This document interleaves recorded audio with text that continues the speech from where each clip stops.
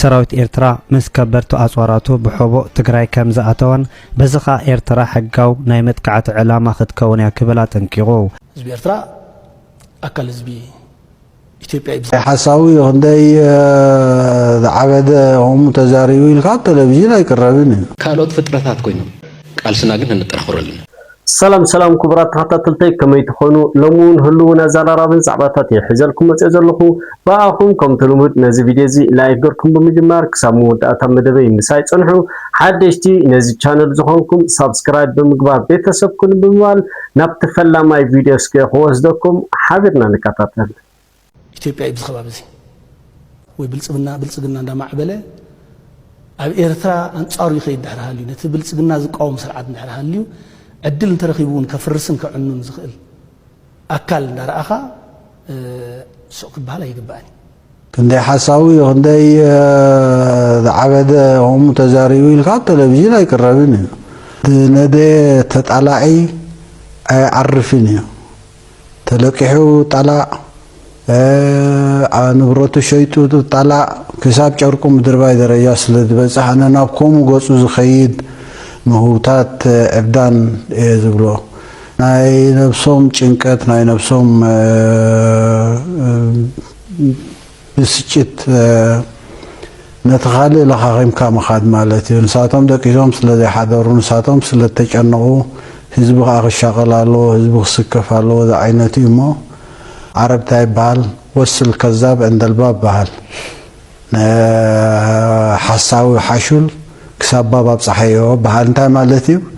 ابتغزا وشتي قبل الله زوي الله خمز الله اندهري لك سكن عنا ينغيد لك حساب تباب كتبصي خاطري لك خاطري مالتي جيزي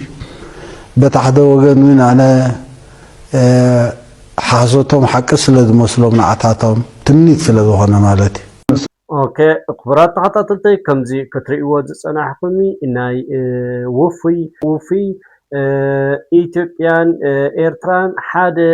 ዓይነት ስለዝኾና ወይ ሓደ ዓይነት አህዛብ ስለዝኾና ንሶም ናትና ብሌቶም ተጠቀሙ እንታይ ፀገም ኣለዎ ዛ ዓይነት እዩ ተከታተለ ዘምጻኹልኩም ቪዲዮውን ክቡር ፕሬዝዳንት ኢሳያስ አፈወርቂ በሐፈሻነ አንጻር ኤርትራ ዛርቡ ወይ አንጻር ኤርትራ መትከል ንዘለዎም ሰባት መልሲ ሂቡሉ ነሩ ብዙኾነ ክብራት ተኸታተልተይ ኣብዘን ክልተ ቪድዮታት ስኹምን ዝተፈለየ ሓሳብ ምዝህለኩም ኣቦታ ኮመንት መቕማጥ ኣይትረስዑ እንዳወልኩ ካብዚ ብምቕጻል መዝተሓሓዝ ድማ ባጫ ደበሌ ኣብዚ ግዜ እዚ መቸስ ዋላ ሸሕ ግዜ እኳ ኣምባሳደር ኮይኑ ተሓሪኡ እንተሃለወ ግዴታ ኣብ ዝኾነ ቃለ መሕተት ኣብ ዝኾነ ግዜ እንዳወፀ ቃለ መሕተት ንኸገብሪና ንሰምዑ ናይ ልሙቐነ ልክዕ ከምቲ ኣብ ትማል ዝሰደትኩ ቪድዮ ማለት እዩ ሕጂውን እንታይ ዝብል ዘሎ ባጫ ደበሌ ማለት እዩ መንግስቲ ኤርትራ ኹን ዋላ መንግስቲ ኤርትራ በሐፈሻ ኣይክህሉኒ ዝብል ንዕኡ ዝምልሰሉን ሓደ ኢትዮጵያዊ እንታይ ዝብል ኣብ زي إثيوبياوي بوليتيكيا إيرترا إن إثيوبيا خد حزا انتداليا قليليو قبصوين خد حجزا أيتخيلنيا مخنياتو بعلا بيناتو واصاء مخنياتو أبتز حلفة أقلبنا لومينا ويرئينا يمينا كمي عينت حيلي خمزلهم مقماتو شجرناني سلازي عقل سلازي سأنا إمبر مس إيرترا خواصنا أيكلني زبل بزخنا حجون إذن كلت فيديوهات قريبا لكم زلخو حابرنا نكتاتل በኋላ የኤርትራ መንግስት የሚባል አይኖርም ይሄን መታወቅ አለበት ሶ ጂኦግራፊው ይቀየራል ፎር ዛት ማተር መንግስቶች ይቀየራሉ ጂኦግራፊው ይቀየራል ዝም ብሎ አይነት አይደለም በቀጠናው ማለት ነው ለምሳሌ ያክል በኢትዮጵያና በኤርትራ መካከል ያለው ዲማርኬሽን የለም እኮ እሱም ራሱ ሌላ ችግር ይፈጥራል በኋላ ሌላ ችግር ይፈጥራል ይሄ ይያዛል የኤርትራ መንግስት አይኖርም የኤርትራ መንግስት በማይኖርበት ጊዜ ምንድነው ሊመጣ የሚችል አይኖርም አይኖርም በራሱ ይጠፋል አይኖርም ጦርነት አይደለም እንዴ ነገሩ ከሯል ወዴት እየሄደ ነው የጦርነት ነጋሪቱ ከዚያም እየተደለቀ ነው መካድ ኦህዴድ ገጥሞ ከሻቢያ ጋራ ሻቢያን ያሸንፋል በየ ቀጀት የለኝ ስለዚህ ሻዕቢያ 100% ያሸንፋል ጦርነቱን የኦህዴድን። አዎ ግብጽ ራሱ መግባት አያስፈልጋትም ምንም። ግብጽ ምናልባት በአየር የሚመጣውን ቴክኖሎጂ ለማምከን አዎ። በተረፈ በእግረኛ የኦህዴድ ሰራዊት እየተንጋጋ እንዴ! አንተ ብርሃኑ ጁላ እኮ ምርኮኛ ነው። ባጫ ደበሌ እኮ ምርኮኛ ነው። እያንዳንዱ ጀነራል ብትሄድ እኮ የኦህዴድ ምርኮኞች ናቸው። ሰው ነገ ጠዋት እውነቴን ነው የምልህ ጀነራሉን ማርከው በቲቪ ያወጡት እኔ ተዝረክርኩ ያሳዩን እንዳንናደድኛ እንዳንቆጣ ነው የምፈራው። እንቆጣለን ትንሽ አንዳንዴ ብለህ በእኛ ስም ነው ኦህዴድ እየነገሰብን ያለው። እንዳያሰድበን ለዓለምን መንገር አለብን። የኛ ጦርነት አይደለም። ኦህዴድ ተሰብስቦ ነው የተዋጋቸው። ከዛ የተነሳ ሻዕቢያዎቹ ይኸው ማርከው በቴሌቪዥን እያሳዩ ነው። እኛ ግን አይመለከተንም። እኛ ግን እትትትት ማለት አለብን። እንኳን አሁንና ምናምን ጣሊያንን ምናምን እንላለን። የኛ ግን ስላልሆነ ኦኬ خبرات ተኸታተልቲ ኣብ ናይዞም ክልተውን ዝተፈለየ ሓሳብ ምዝህለኩም ኣቦታ ኮመንት ምቕማጥ ኣይትረስዑ እንዳወልኩ ካብዚ ብምቕጻልዊን ጀነራላት ኣብ ትግራይ ዝነበሩ ማለት ናብ ሓራ መሬት ኢሎም ካብ ዝጥርነፉ ክንደኦም ገይሮም ገለ ዝተወሰኑ ሓለፍቲውን ኣብ ኣዲስ ኣበባ ከም ዝነብሩ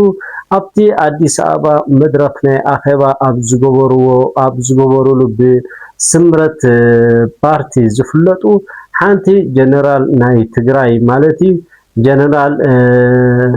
ዘውዴ ትበሃል ንሳ እንታ ትብል ኣብቲ መደረ ማለት ኣነ ዝሓቶ ሕተለኒ እቲ ሕቶ ድማ ንጹሪ ኣብ ባህላይ ናይ ባድመ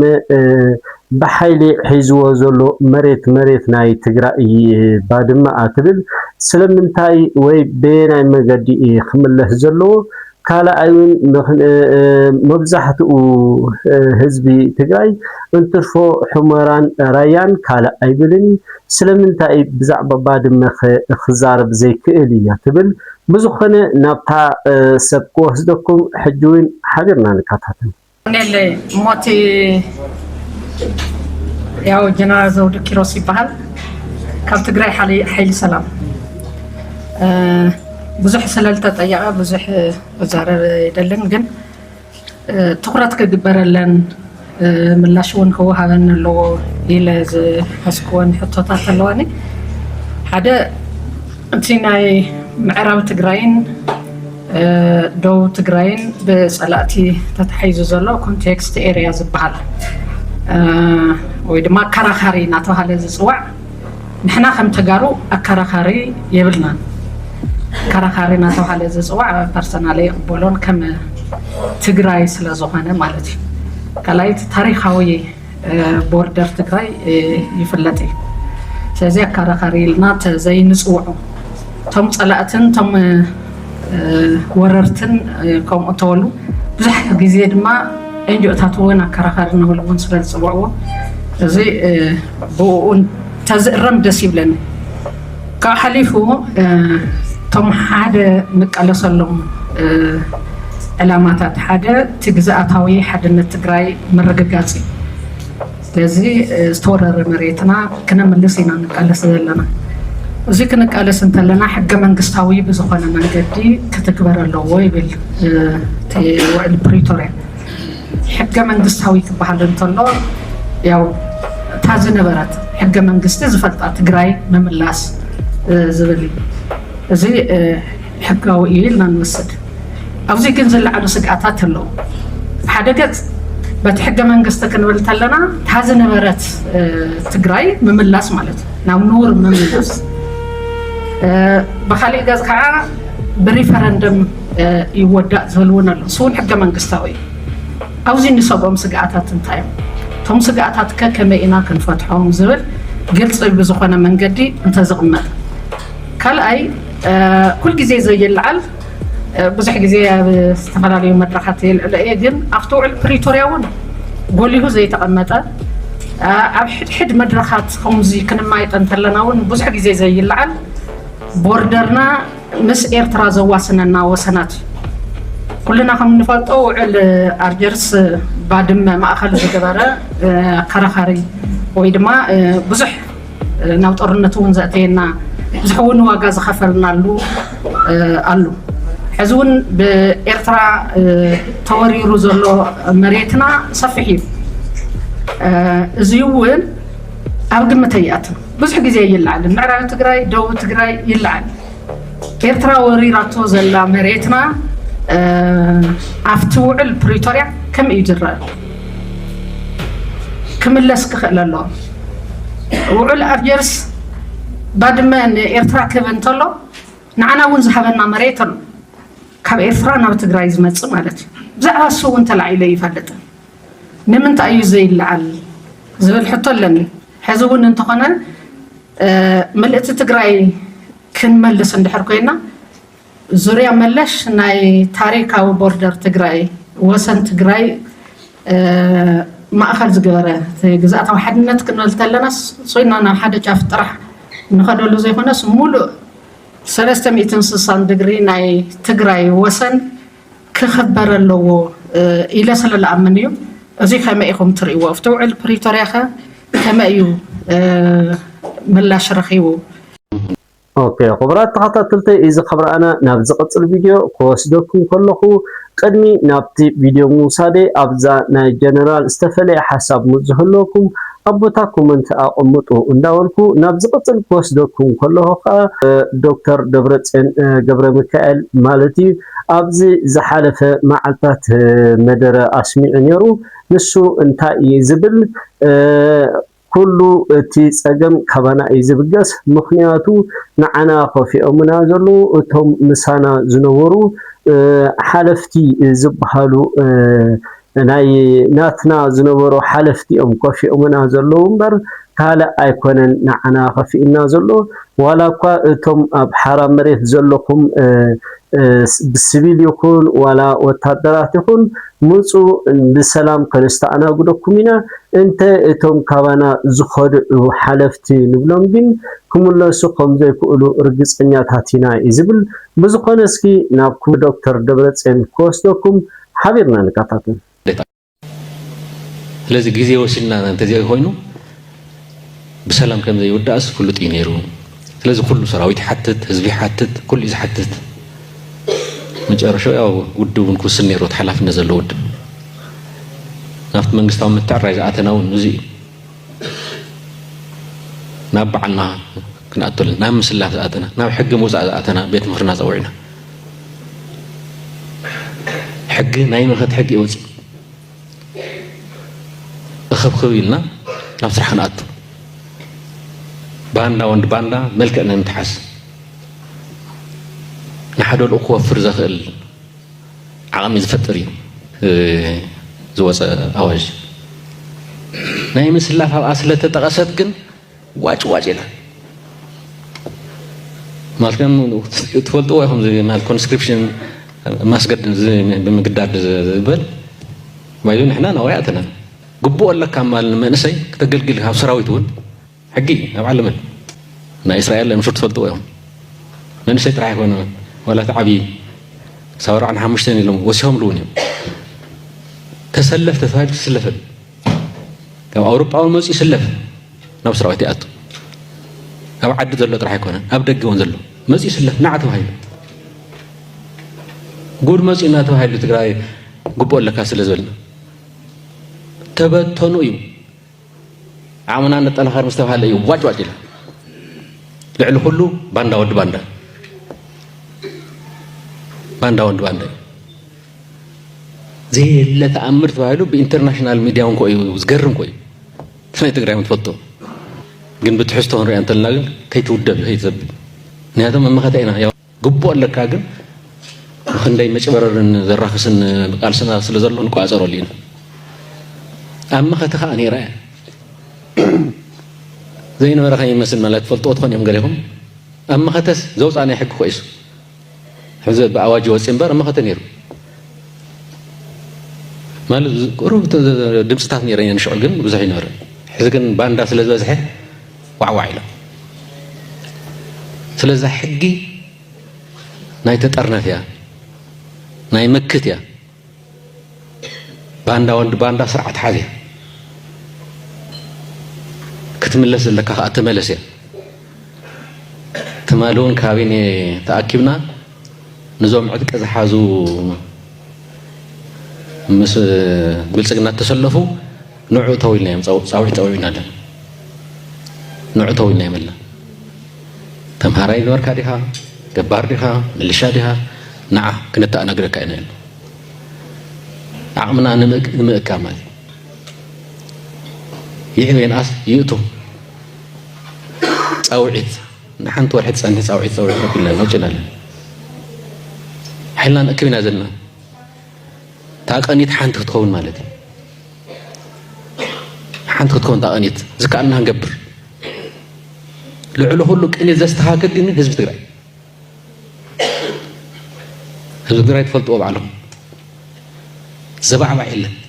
حزب بوتي أبوت أزبال تاسق أي رهوا زول تامكرة أو أصل زونت تامفتح زد اللون نسي تخلي حجازي كلنا حجازين لذي أحدنا نسرحي اوكي خبرات خطاتلتي مع زطراي ور دكتور دبرصين انتاي زبل كلهم اتم ودبات وي اتم نتግራይ زحاليو ابانا وي اب تግራይ ዝነበሩን ዘለውን ምሳና እቲ ሓላፍነት ተማቀልና ሓቢርና ኢና ሒዝና ዘለና كلهم أبزز جبهم أقمتنا يمينا زبل معاس زطراي بملأخا هزبون من السلام كت قسقس هلكا زبل بزقنا اسكي نت فيديو ملئنا نودايا أوش دعوة عمناي زم مصر وش دعوة عمنا سؤال برد راح يكون حدنت نحدنت نسرح أو كيناتون تهالي ساقمون نحدنت أبوليتكاون نحدنت فمن كستور يهم يهم توم مسلم تقرأي تسلفوا ودبات أفتم راح أتم نحوارين أجرني مسلم تسلفوا ودبات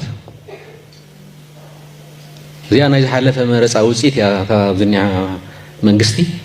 ولا بقى حد يوم نيرو ميجن تم قالوا ثم من دمسوني نورمن يثو نايم خاتس لزغنو مسلم تسلفوا سلزغنو نوعه أكابينا محاورنا حزن مسندم تقرأني حواريين كنسر حلاق لله حدنا تبهال تهكلي نهزب تقرأي زيت ألم احنا مسئل ناقن أين سعرن في كل مرة زي من نصام حدنا تقرأي فريشون تهل ناقن جيقا يصور وعلى بلسقنا هو خوينا يوم تفلتهم كينا نودع يوم نقعدات الرب صومون بور حزولو اللي بلسقنا الزارو نزو تراهم بزي درجة زخدعو أبزو قال سخم ما يزوال لقدن يروم زبالوس قلبت إلهم تالي سوقونو ما لها يو أفتقال سن بتاع ذلاتنا عدمون قال سنينا كان دي خدعات ثرينا هنا أيكم زي أمن فليات كدعاتهم فليات جنوسايد نابز فتس أمسكر كات حقوف أين تايمون مالكو إنت جونوسايد أو سكراي تفصل بوليتيكا فلا لا يكوي في التاريخ إنجليز قالت ري ويمكن واحد بارتي وواحد بارت ولا ببص بحي خاطر يسد بوليتيكا فلا لا يفقات إمهلي جونوسايد ناس فتس أملكا ممرا حس عنيها قلبت إذا متعس أفدي متعس أفك بهالي زي بوليتيكا وسبب راح يكون تحت السب يا مجاب تحت السب هلينا ونزي ولهم سواء أونت ونزي ولهم سب بخبرو زحسب كشعوك سعد ما قال له يخيد صباحون كالين تلي خمو أو كم يزون سنة تاريخاوي ما ختزنور سوات ماذي كالوت فترات كوينو زي أمكم اللاسو نحسبين خيل توم كالوت تحت زولهم لاسو لكن نصرح لنا ماذي لو أمكن أن ينسبن أو تقرأون مزح شجرات لنا نايم من حدارنا يقال سب كريته وني يجلس نايم من مريت ديو ناي قال ديو ناي سترة سوق ديو ناي خاليو وأتصبوا نسون فتح له نفتحه قال لنا زكاء لنا مالك نسونا فتحنا قلنا قال سنا قلنا نتأخر لنا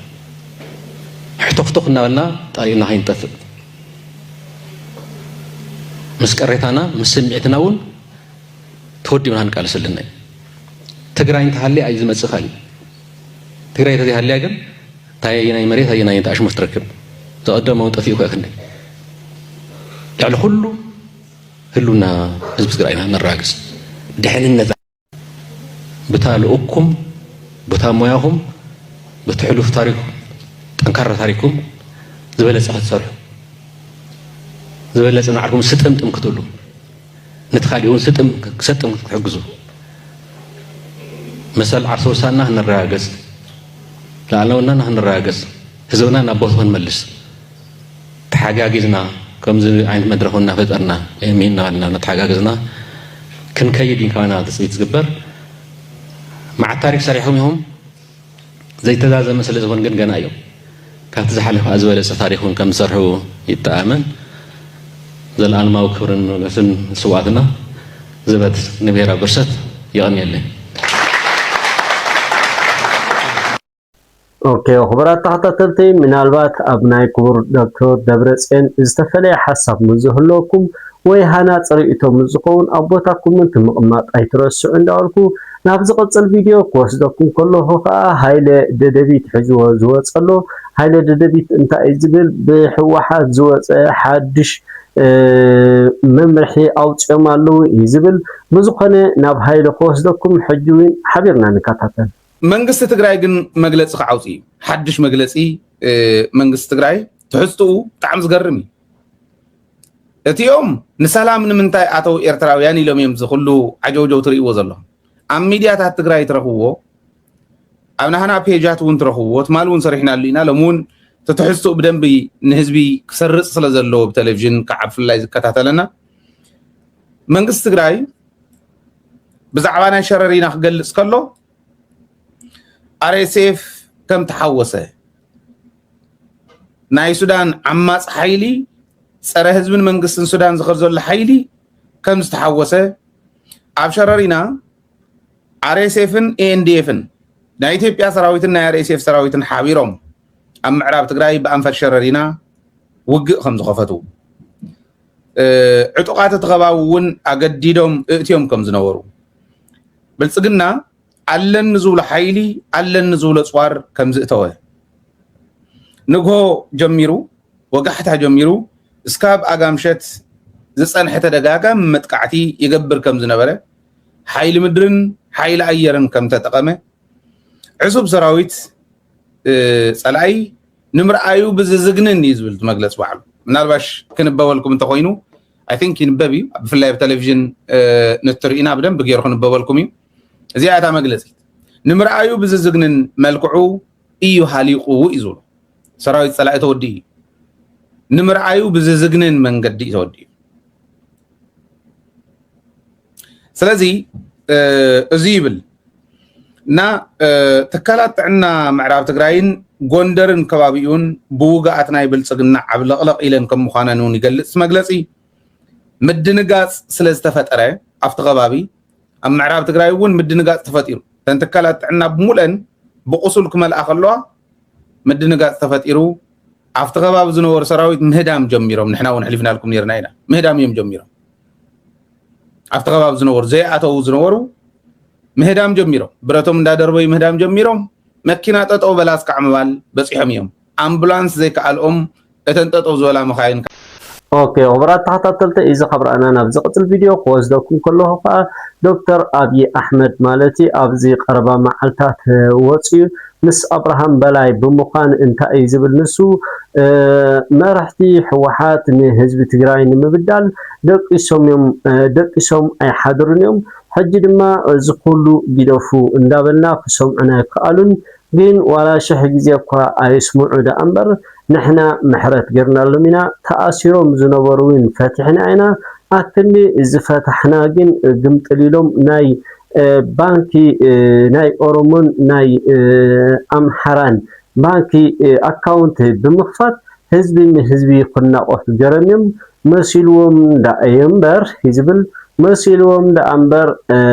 هزبي أمحران هزب أرمون ولا شح جزء بأسن تحلو نعدو زفاتاتن مزمت سجن حابيرو أبحد مريتي زقبار يزبل بزقنا نبت تحسدك وحسدكم حجوين حابرنا الكتاتن أهونم TPLF على الرفض أهونم TPLF بقرا بكين لنكاكا يفلقان لسبات تنيا ستت يميقوازو TPLF بفتصم دل ማግኘት የማይችል እንኳን ቢሆን በወጣቶች የትግራይ ልጆች ላይ በህይወት የመቀጠፍ የመቁሰል አደጋ የሚያስከትል ስለሆነ ሰባተኛው ስህተቱ መስመር ስቶ ሳይሄድ መማር የሚችልበት እድል መፍጠር የራሱ ቢሆንም እንኳን እንደ ባላንጣ አትንኩን እረፉ ለማለት እወዳለሁ። የነካካቹን እንደሆነ በተለመደው መንገድ የከፋ ቅጣት ይደርስባቸዋልና ትናንት እንኳን ክስ አቋርጠን እስረኞች ይውጡ ስንል የቲፒኤልኤፍ ጀሌዎች ከፊሉ የአማራ አካውንት ከፊሉ የኦሮሞ አካውንት በመክፈት በሚመስል አካውንት በመክፈት እኛን ለማባላት ሳይተኙ አድረዋል። አማራን መስለው ኦሮሞን መስለው ብዙ ጥረት አድርገዋል። በእርግጥ አማራና ኦሮሞ በትናንሽ ጉዳይ የመኳረፍ ባህሪ ያላቸው በንግግር ሊስተካከል የሚገባው ነገር ግን ኢትዮጵያ ስትነካ ሁሉ አጀንዳዎቻቸውን ወደ ኋላ ጥለው በጋራ በአንድ ጉድጓድ ሞተው የኢትዮጵያን ነጻነት እንደሚያጸኑ ባለፉት ጥቂት ወራት ከማንም በላይ ቲፒኤልኤፍ ትምህርት ወስዷል። ኦኬ خبرات ተኸታተልቲ እዚ خبر አና ናብተናይ መወዳእታ መደብ ኮስዶኩም ከሎ ኣብ ሎማዓንቲ ዝወፀ ማለቲ ኣብ ኢትዮጵያዊ ኣብ ኤምባሲ ኣብ ሶማል ዝርከብ ማለት ንሱ እንታይ ኢሉ ሰሚዕናየን በጽሕናየን ኣለና በሰራዊት በጽሕና ያለና ሰራዊት ኤርትራ ብለይቲ መብራህቲ ብምጥፋ ናብ ትግራይ አትሎ ስለዚህ በሕጋው መንገዲ መንግስቲ ኢትዮጵያ ንኸሃርሞ ፈቃድ አለው ይዝብል ብዙኾነ ናብቲ ዜና ኮህዘኩም ሕጂውን ሓቢርና ነካታተል ሰራዊት ኤርትራ በሕቡእ ናብ ትግራይ ከም ዝኣተወ አምባሳደር ሱሌማን ደደፎ ገሊጹ ሙሉእ አምባሳደር ኢትዮጵያ ኣብ ሶማል አምባሳደር ሱሌማን ደደፎ ትማለ በትዊተር ኣብ ዘውፅኦ መግለጸ ሰራዊት ኤርትራ ምስ ከበርቱ ኣጽዋራቱ በሕቡእ ትግራይ ከም ዝኣተወን በዝኻ ኤርትራ ሕጋው ናይ መጥቃዕቲ ዕላማ ክትከውን እያ ክብል ኣጠንቂቑ አምባሳደር ሱሌማን መንግስቲ ኤርትራ ምስ መራሕቲ ሕወሓት ብምጽማድ እዚ ውግእ ኣብ መሬት ትግራይ ንምግባር ብምውጣን ለይቲ መብራህቲ ብምጥፋእ ታንክታትን ከበድቲ ኣጽዋራትን ናብ ትግራይ የእቱ ከም ዘሎ ዝገለጸት ኣምባሳደር መንግስቲ ኢትዮጵያ ነብሱ ናይ ምክልኻል መሰል ተጠቂሙ ንኤርትራ ሕጋዊ ዕላማ ክገብራ ከም ዝኽእል ኣጠንቂቑ ኦኬ ክቡራት ተኸታተልቲ ናይ ልምዓንቲ ቪድዮ ነዝረኣኹሞ መስል ነይሩ ተማሃርኩምን ተዘናጊዕኹምን ክትኮኑ ተስፋ እናገበርኩ ጽባሕ ብኻልእ ቪድዮ ክሳብ ንራኸብ ሰናይ ንዓኹም ላይት ኢንተርቴይንመንት